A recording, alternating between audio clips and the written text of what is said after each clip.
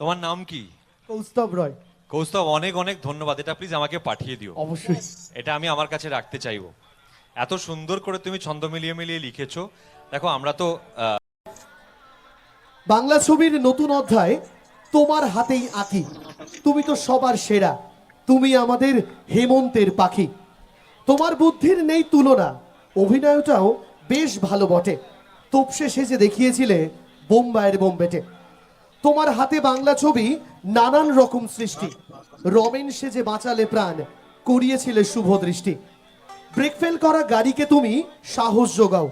পিছিয়ে পড়লে তুমিই তো বলো চলো লেটস গো, অর্থাৎ আবার দৌড়াও। এভাবেতেই থাকবে তুমি আমার মনে আমরণ। যতবার দেখি না কেন পুরনো হয় না তোমার 22শে শ্রাবণ। এই ইন্ডাস্ট্রিকে বানিয়ে দিলে হাজার হাজার ইমারত, ভূতেদের জন্য বানিয়ে দিলে ভূতের ভবিষ্যৎ। রবি ঠাকুরকেও শ্রদ্ধা জানালো তোমার কাদম্বরী। বিশ্বাস করো তুমি মোদের গর্ব, সেলুট পরন্দা তোমার কাহানি। একের পর এক ছবি দিয়ে সাজালে টলিউড ইন্ডাস্ট্রি। সুইসাইড থেকে বাঁচানোর জন্য বানালে হেমলক সোসাইটি। সত্যি কথা সত্যিভাবে বলার জন্য পেয়েছি আশ্বাস।